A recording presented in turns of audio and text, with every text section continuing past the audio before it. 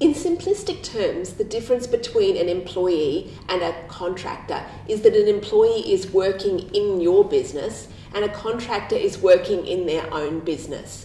Whilst this sounds easy, in practice the distinction can be really difficult to draw.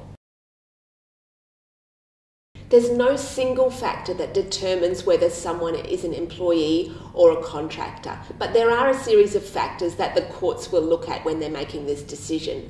One is control. An employer generally has a lot of control over an employee when, where and how they do the work, whereas a contractor less so. Other indications that might be looked at are things like whether equipment is supplied by the person doing the work. If there's expensive equipment being supplied, that can tend to suggest someone's a contractor.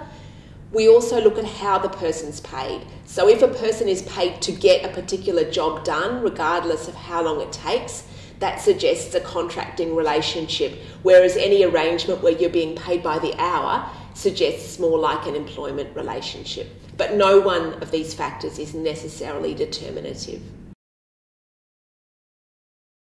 Employees are entitled to all sorts of benefits like sick leave, annual leave, superannuation and the like.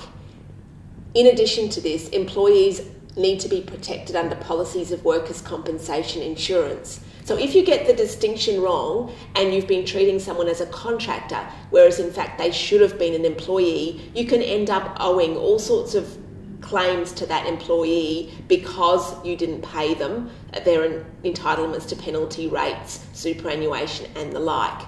On top of that, if the person has an accident and it turns out they're not covered by workers' compensation insurance and they should have been, this can also present massive problems. Sham contracting is an offence under the Fair Work Act. Sham contracting is essentially where you disguise an employment relationship as a contracting relationship. Not only will this result in the potential problems that I discussed a minute ago, but in addition there are very significant financial penalties that can flow from sham contracting. A lawyer will be able to help you work out whether a particular relationship is one of contractor or one of employer-employee.